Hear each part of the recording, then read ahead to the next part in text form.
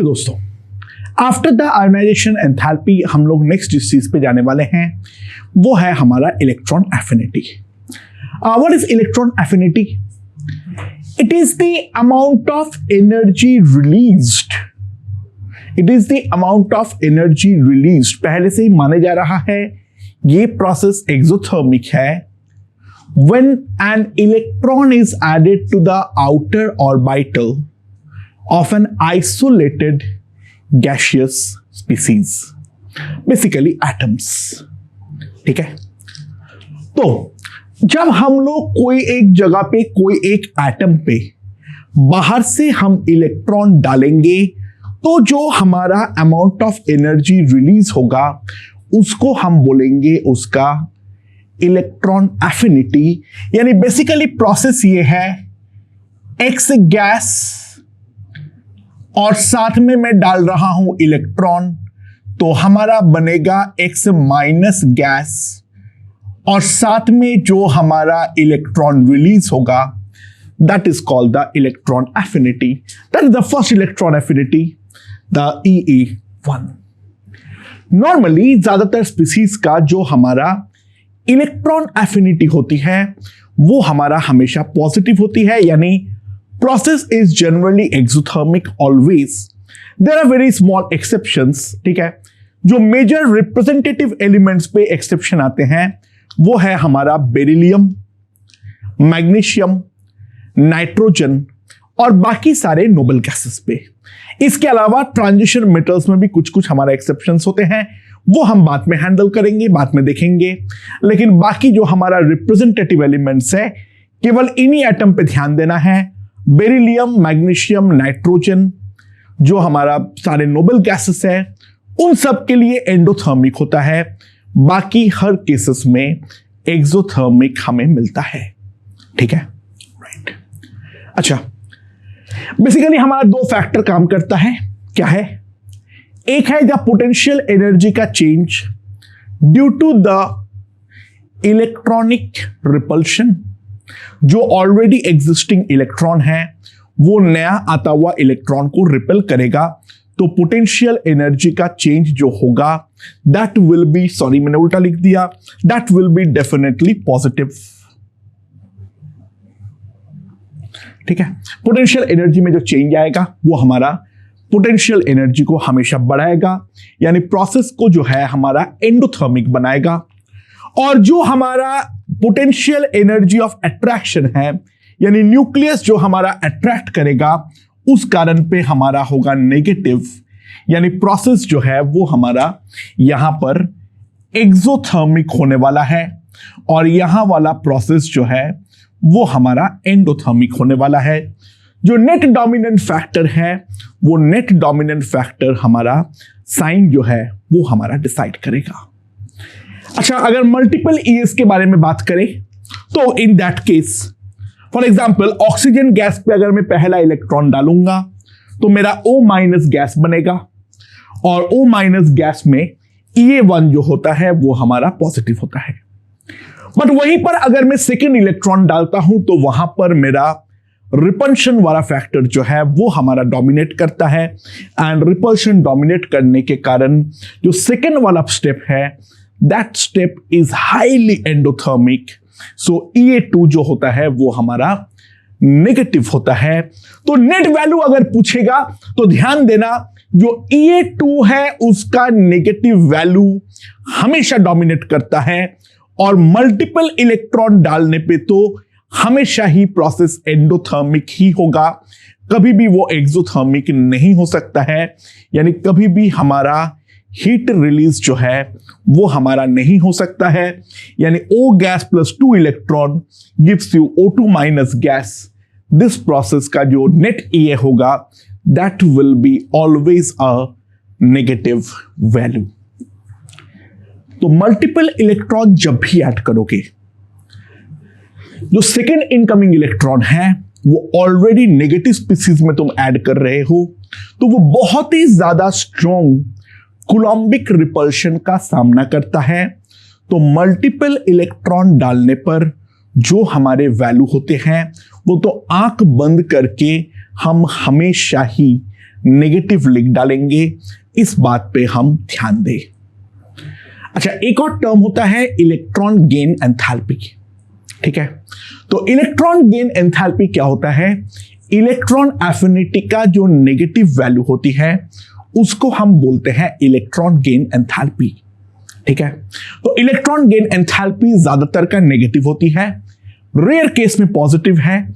जिनका electron affinity negative है उनका इलेक्ट्रॉन गेन एंथैल्पी जो है वो हमारा पॉजिटिव वैल्यू है। ये डेफिनेशन एक्चुअल में थोड़ा सा गलत है। इलेक्ट्रॉन एफिनिटी हम 0 केल्विन पे डिफाइन करते हैं, जबकि इलेक्ट्रॉन गेन एंथैल्पी कोई भी टेम्परेचर पे डिफाइन हो सकता है। बट इन दोनों में जो माइन्यूट सा डिफरेंस है उस पार्ट को अभी हम नेग्लेक्ट करते हुए आगे बढ़ रहे हैं। थर्मोकेमिस्ट्री में जाके इन दोनों में जो प्रॉपर रिलेशन है वो हम बनाने वाले हैं। But right now for all practical purposes the electron gain enthalpy is nothing but the negative of electron affinity, यानी इलेक्ट्रॉन एफिनिटी जितना हायर होगा इलेक्ट्रॉन गेन एंथैल्पी हमारा उतना ही ज्यादा लो होने वाला है। इस बात को हम सबसे पहले रियलाइज करें। ठीक है, अच्छा, तो यहां पर मैं सबसे पहले रिप्रेजेंटेटिव एलिमेंट्स का जो ये है वो मैं तुम लोगों के लिए एक बार टैबुलेट करके दिया हूं। ये वैल्यूज को एक बार देखो, इसके अंदर का जो इंपॉर्टेंट ट्रेंड्स है वो मैं लिखाऊंगा, लेकिन इसके वैल्यूज को सबसे पहले तुम लोग एक बार यहां पे स्टॉप करके स्टडी करो। ठीक है, and please make the notes. ठीक है, जो कि तुम यहां पे वैल्यूज को ढंग से एक बार देख पाओ, और जो जो ट्रेंड हमें याद रखना है उन ट्रेंड्स को विथ एक्सप्लेनेशन जो है वो हम याद रखने वाले हैं। ठीक है, अच्छा, 3D सीरीज का जो हमारा ए होता है वो वैल्यू भी मैं टैबुलेट किया हूं, उसको भी मैं धीरे धीरे एक्सप्लेन करूंगा। एक चीज ध्यान देना, जितने भी नेगेटिव वैल्यूज हैं वो सारे एनायंस हाईली अनस्टेबल हैं, तो उनका जो हाफ लाइफ होता है वो बहुत ही ज्यादा छोटा होता है, तो उनका प्रॉपर स्टडी जो है वो हमारा पॉसिबल नहीं होता है। So they are all estimated values. और इसके अलावा पोलोनियम का जो वैल्यू है that is also an estimated value. Polonium पे इलेक्ट्रॉन ऐड करने में लोगों को कोई फॉर अननोन रीजन काफी ज्यादा दिक्कत मिली है, तो पोलोनियम का एग्जैक्ट वैल्यू जो है वो मिलती नहीं है। पोलोनियम का वैल्यू भी एस्टिमेटेड वैल्यू है। ठीक है, सो सबसे पहले मैंने यहां पर जो है वैल्यूज को नोट डाउन किया हूं। ये सारे चीजों को मैं एक्सप्लेन करूंगा एक एक करके, एंड यहां पर जो ट्रेंड्स में गड़बड़ी नजर आ रही है वो भी हम एक्सप्लेन करेंगे। लेकिन बिफोर दैट हमें सबसे पहले जो समझना पड़ेगा वो है the factors affecting EA. Electron affinity को कौन कौन सा फैक्टर जो है वो हमारा अफेक्ट करता है। अच्छा, सबसे पहला जो है वो है मेरा atomic size. Atomic size is basically a dominant factor in groups. ये जो हमारा फैक्टर है वो हमारा ग्रुप के लिए एक बहुत ही ज्यादा डोमिनेंट फैक्टर होता है। सो अगर ध्यान दो, एटॉमिक साइज हमारा ज्यादा होता है,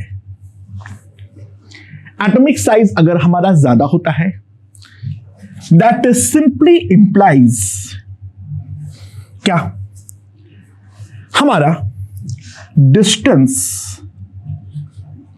from nucleus, the distance from the nucleus also increases. तो अगर न्यूक्लियस से डिस्टेंस हमारा बढ़ जाएगा तो ऑब्वियस सी बात है न्यूक्लियस उतना आता हुआ इलेक्ट्रॉन को उतना अच्छे से जो है वो हमारा अट्रैक्ट नहीं कर पाएगा। तो जनरल ट्रेंड तो हम ये कहेंगे जो हमारा इलेक्ट्रॉन एफिनिटी है वो हमारा डिक्रीज करता है। That is a generic trend that we can write. इसका मेजर एक्सेप्शन जो है सेकेंड एंड थर्ड पीरियड। इसका मेजर एक्सेप्शन जो है वो हमारा second and third period for P blocks. यानी कौन कौन सा? Boron, aluminium, carbon, silicon, nitrogen, phosphorus, oxygen, sulphur, fluorine, chlorine और neon argon.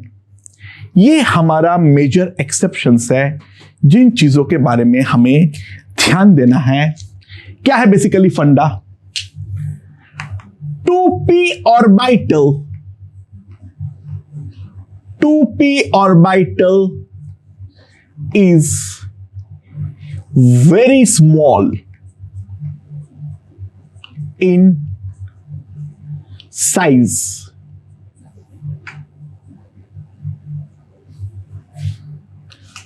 So, electronic repulsion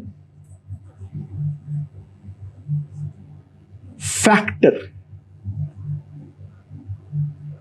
dominates.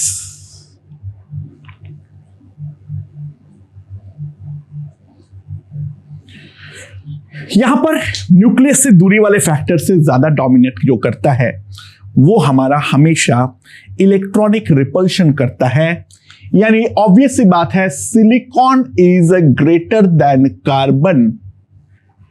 ठीक है, सॉरी क्या मैं सिलिकॉन से क्यों बोल रहा हूं? Aluminium is greater then boron.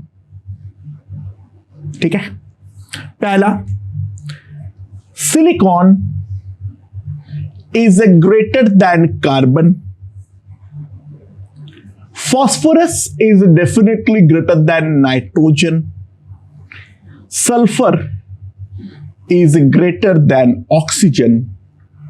Chlorine is greater than fluorine.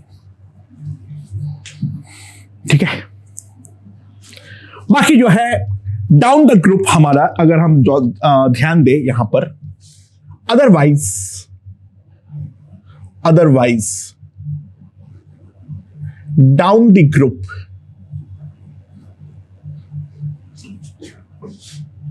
EA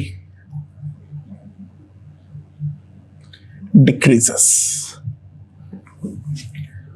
ये हमारा जेनरिक ट्रेंड है, उस चीज के बारे में हम साफ साफ लिख सकते हैं। ठीक है, डाउन द ग्रुप में अगर हम ध्यान दें, जो ये ट्रेंड को फॉलो करता है वो है मेरा कंप्लीटली जो फॉलो करता है वो है हमारा hydrogen greater than lithium, greater than sodium, greater than potassium, greater than rubidium and that is greater then caesium.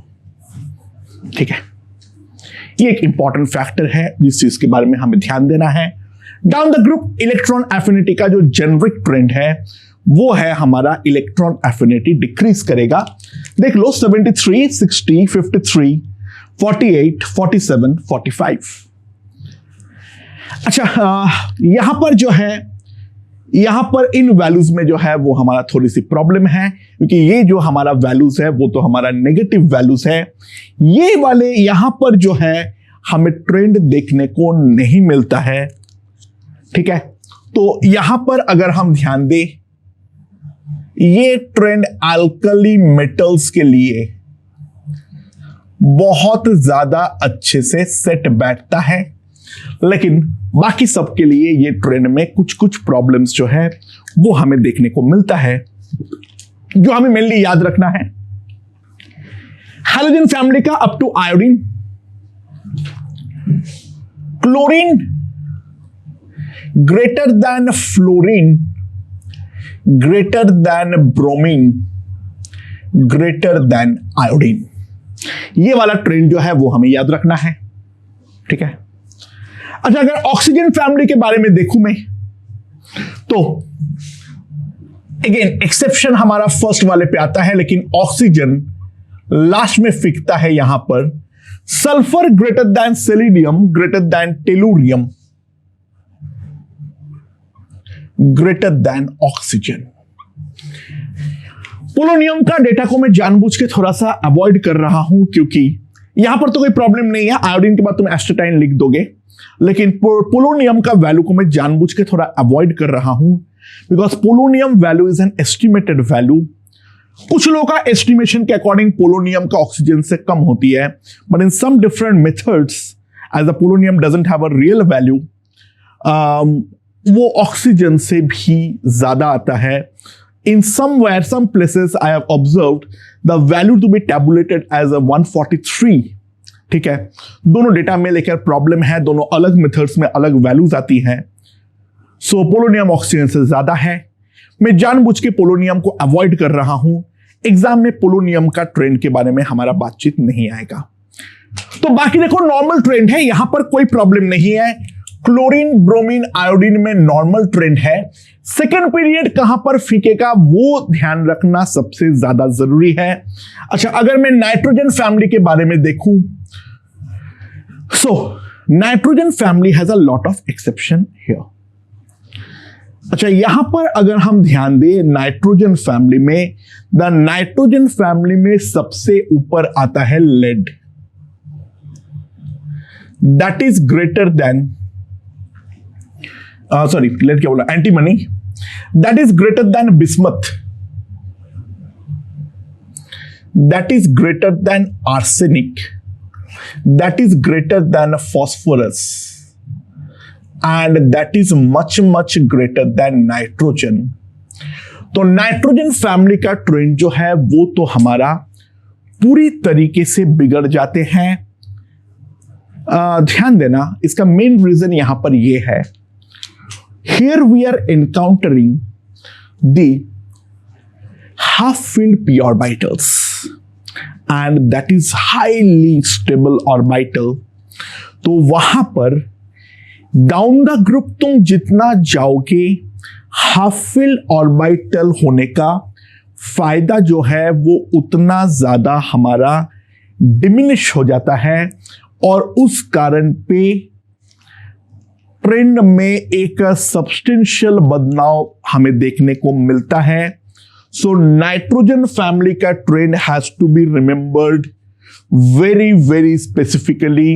यहां पर कोई ट्रेंड फॉलो नहीं होता है, क्योंकि हाफ फिल्ड पी ऑर्बिटल का जो एक्सेप्शनल स्टेबिलिटी है वो हमारा डाउन द ग्रुप का ट्रेंड को पूरी तरीके से बर्बाद कर डालता है। ठीक है, तो अल्कली मेटल्स एकदम प्यारा है। बाकी हमारा जो ऑक्सीजन और हैलोजन फैमिली है वहां पर हमारा एज सच कोई ज्यादा प्रॉब्लम नहीं है, केवल 2p वाला एलिमेंट जो है वो एक्सेप्शनल स्मॉल साइज के कारण हमारा बाहर की तरफ फिक रहा है।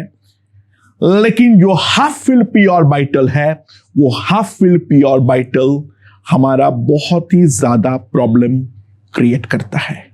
ठीक है, अच्छा वहां पे अगर मैं नेक्स्ट आता हूं कार्बन फैमिली के केस में, तो कार्बन फैमिली के केस में हमें ज्यादा कोई प्रॉब्लम देखने को नहीं मिलता है। अगेन कार्बन जो है वो हमें थोड़ा सा बाहर फिक रहा है, तो यहां पर जो है ये बिल्कुल हमारा हैलोजन फैमिली की तरह ही चलता है। Silicon greater than carbon, greater than germanium, greater than tin, greater than lead. यहां पर बिल्कुल ये दोनों फैमिली हमारा सिमिलर चलता है, the halogen family and the carbon family. यहां पर कोई हमें प्रॉब्लम नहीं है। ओके, अब बोरॉन वाले फैमिली में प्रॉब्लम है। वापस बोरॉन वाले फैमिली पे अगर हम ध्यान दें तो सबसे ज्यादा जो होता है एज एक्सपेक्टेड एल्यूमिनियम का ही होता है, बट उसके बाद हमें इंडियम मिलता है, that followed bye thallium, that followed bye gallium and that followed bye boron. ये ट्रेंड जो है वो हमारा ऑक्सीजन फैमिली की तरह ही है, बट जो गैलियम है वो हमें बहुत ज्यादा नीचे की तरफ फेंकने को दिखता है। द रीजन, गैलियम के जस्ट पहले 3D ऑर्बिटल भरा है, तो ऑर्बिटल साइज का अच्छा खासा कॉन्ट्रैक्शन हुआ है due to the low value, due to the low shielding of d orbitals, and जिस कारण पे एक substantial rise of Z effective हमें देखने को मिलता है, जो ऑर्बिटल के साइज को ड्रास्टिकली डिक्रीज करता है। प्लस 3D में 10-10 इलेक्ट्रॉन है जो अच्छा खासा रिपेल करेगा नया आता हुआ इलेक्ट्रॉन को। That's why the gallium has an exceptionally low value of electron affinity. So यहां पर बाकी ट्रेंड तो नॉर्मल होता है, लेकिन गैलियम जो है वो हमारा कंप्लीटली बाहर की तरफ फेंकता है। अल्कलाइन अर्थ मेटल का जस्ट लाइक दिस कोई ट्रेंड फॉलो नहीं होता है। Again here we are talking about the complete s orbital, fully filled s orbital, 2s2, 3s2, 4s2, 5s2, 6s2, जिस कारण पे यहां पर ट्रेंड देखने को नहीं मिलता है। तो यहां पर जो हमें याद रखना है, the strontium is greater then barium, केवल यही दोनों हमारा ट्रेंड फॉलो करता है। एंड उसके बाद calcium, that is much much greater then magnesium. Again ये दोनों ट्रेंड तो हमारा नॉर्मल है, ये दोनों ट्रेंड हमारा एक्सपेक्टेड ट्रेंड है। बाकी जो है यहां पर भी हमें ट्रेंड में कोई साफ ट्रेंड देखने को नहीं मिलता है, तो ये भी एक प्रॉब्लमैटिक है। सो दिस इज जो हमें मेन प्रॉब्लम देखने को मिल रहा है, कंप्लीट 2s, और यहां पर जो है हमें हाफ फील्ड 2p, ये दोनों जगहों पे हमें ट्रेंड का जो है वो बहुत ही ज्यादा प्रॉब्लमैटिक नजर आ रहा है। इसके अलावा प्रॉब्लमैटिक जो है वो है हमारा गैलियम।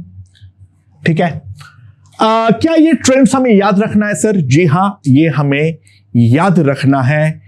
इन ट्रेंड पहले डाउन द ग्रुप का ट्रेंड जो है वो तो हमें कंप्लीटली याद होना हर हाल पे जरूरी है। ठीक है, ओके। नाउ सेकंड जो हमारा ट्रेंड आता है वो है हमारा Z effective.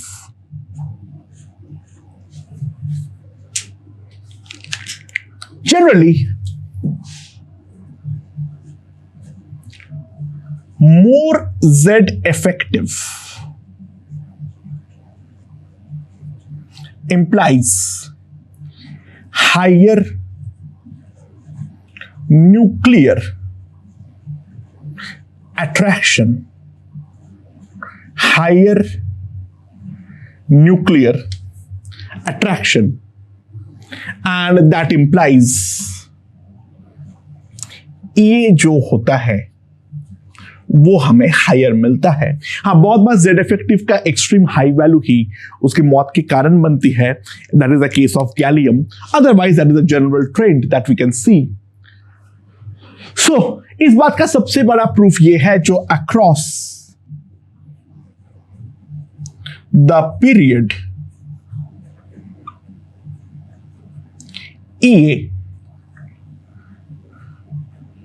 generally increases. Again, as a generic trend, ठीक है। बाकी जो है वो हमें हर जगह पे, इसका बहुत ज्यादा एक्सेप्शंस है। उसके अंदर सेकेंड, थर्ड और फोर्थ पीरियड हमें याद रखना है।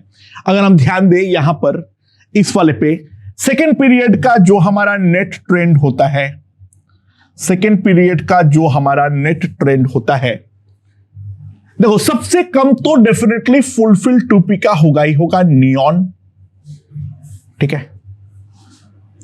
That will be less than beryllium, that will be less than nitrogen.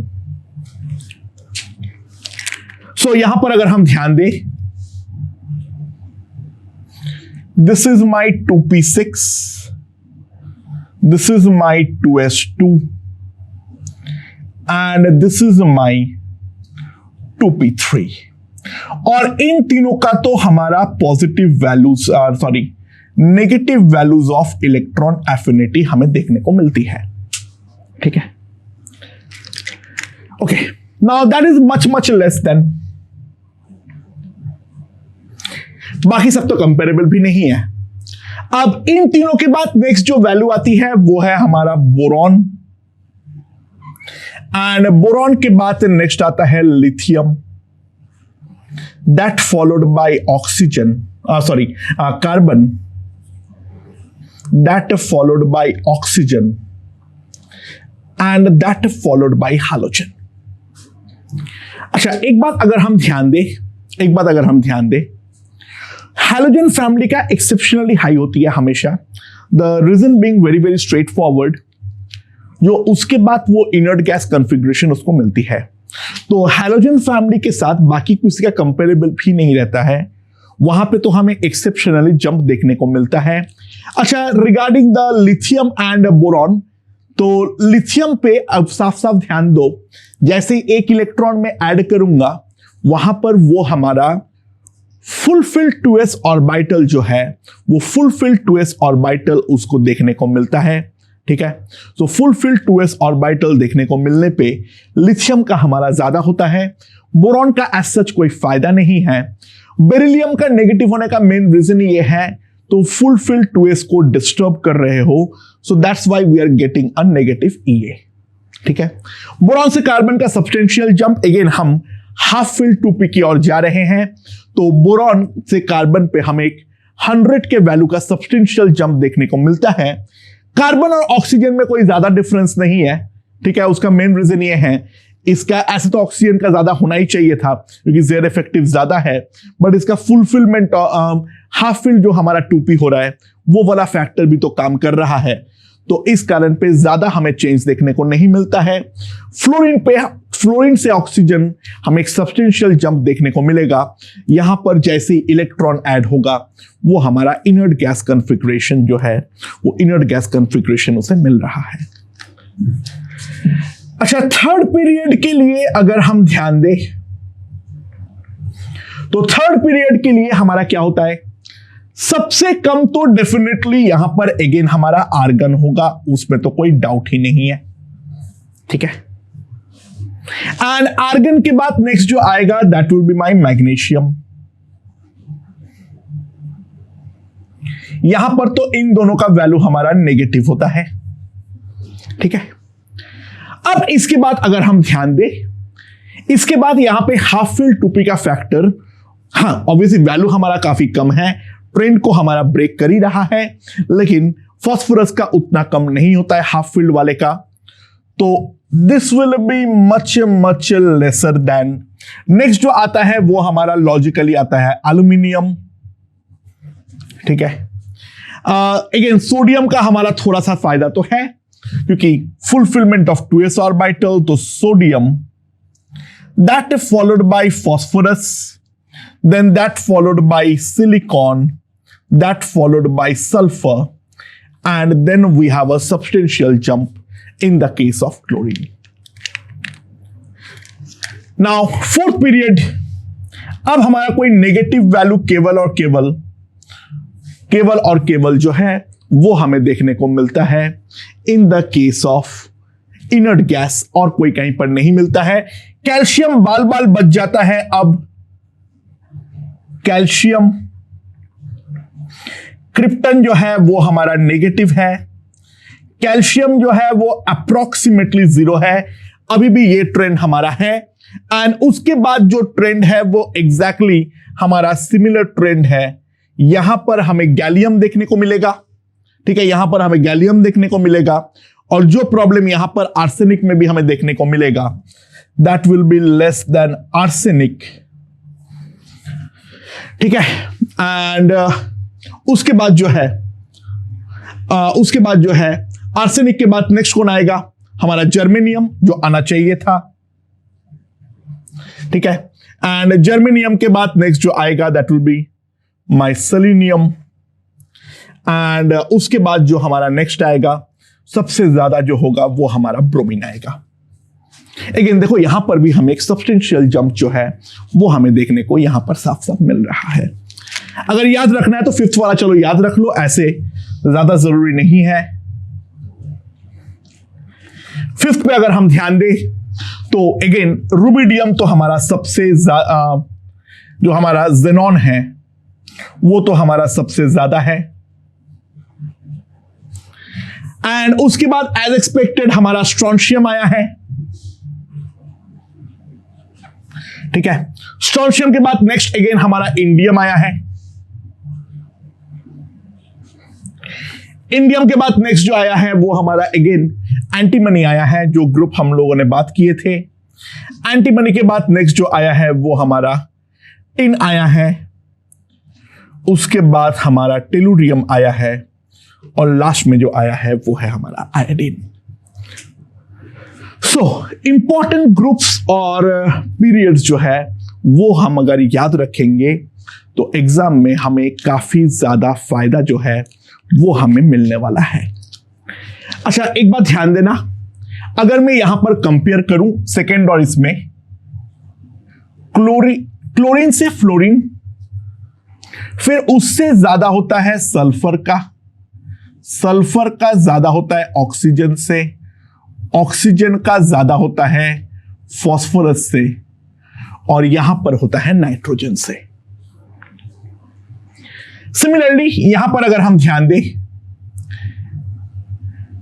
Boron से ज्यादा होता है एल्यूमिनियम का, ठीक है। बोरॉन से ज्यादा होता है, सॉरी उल्टा लिख दिया मैंने सिंबल, एल्यूमिनियम का, ठीक है। अच्छा कार्बन का ज्यादा होता है एल्यूमिनियम से, सिलिकॉन का ज्यादा होता है कार्बन से, ठीक है, और सिलिकॉन का ज्यादा होता है नाइट्रोजन से। So that is the generic trend in the 2p। इतना पार्ट भी अगेन हम याद रखेंगे, यानी अगर मैं इस वाले पे अगर देख लूं 2p और 3p में, तो क्लोरीन ग्रेटर देन फ्लोरीन, सबसे पहले तो हमारा ये दोनों फैमिली आता है। Sulphur greater than oxygen, next हमारा ये दोनों फैमिली आता है। सल्फर ग्रेटर देन ऑक्सीजन, ये दोनों हमारा फैमिली आता है पूरा। उसके बाद नेक्स्ट हमारा सिलिकॉन ग्रेटर देन कार्बन होता है, नेक्स्ट हमारे पास ये वाला फैमिली होता है। उसके बाद प्रॉब्लम है, उसके बाद हमारा फास्फोरस आता है। फास्फोरस को अलग से लिख लेता हूं क्योंकि ये वाला हमारा फैमिली का ट्रेंड ब्रेकर है। फास्फोरस के बाद नेक्स्ट अगेन कोई प्रॉब्लम नहीं है, एल्यूमिनियम ग्रेटर देन बोरॉन होता है, बोरॉन फैमिली। एंड लास्ट जो है वो हमारा मच ग्रेटर देन नाइट्रोजन होता है।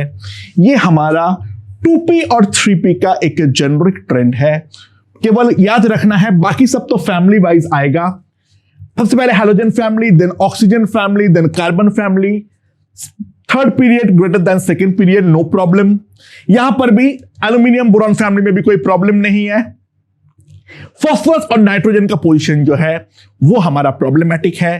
तो सेकेंड और थर्ड पीरियड का पी ब्लॉक एलिमेंट्स का this trend again has to be remembered. एक इंपॉर्टेंट बात, chlorine has highest EA of all elements। सारे एलिमेंट्स में क्लोरीन का जो है हमारा हाईएस्ट इलेक्ट्रॉन एफिनिटी जो है वो हमें देखने को मिलता है, और जो लोएस्ट होता है वो हमारा नियॉन का होता है। अगेन कोई नहीं पूछेगा, एस्टिमेटेड वैल्यूज है, दिमाग लगाना ही नहीं है। हम इनर्ट गैस के लिए तो हम बातचीत करेंगे ही नहीं इन the case of electron affinity. And third जो इंपॉर्टेंट फैक्टर होता है स्पेशल इलेक्ट्रॉनिक अरेंजमेंट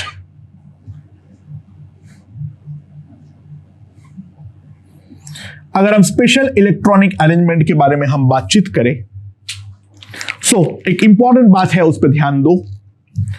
जो हमारा fulfilled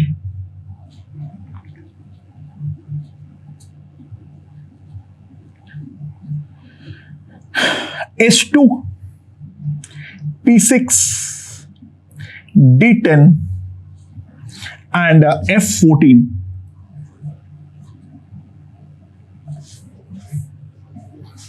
H2 P3 P6 P3 तक बात है, और हाफ फिल्ड एस के लिए हाफ फिल्ड काम नहीं करता है। P3 D5 F7 these have very high stability, इनका स्टेबिलिटी बहुत ज्यादा हाई होती है, तो इनको अटेन करवा पा रहे हो तो बहुत अच्छी बात, और अटेन नहीं करवा पा रहे हो तो मतलब तुम उसको अगर डिस्टर्ब कर रहे हो तो इन दैट केस हमें काफी स्मॉल वैल्यूज देखने को मिलती है, एंड काफी स्मॉल वैल्यूज मतलब वो नेगेटिव भी हो सकता है।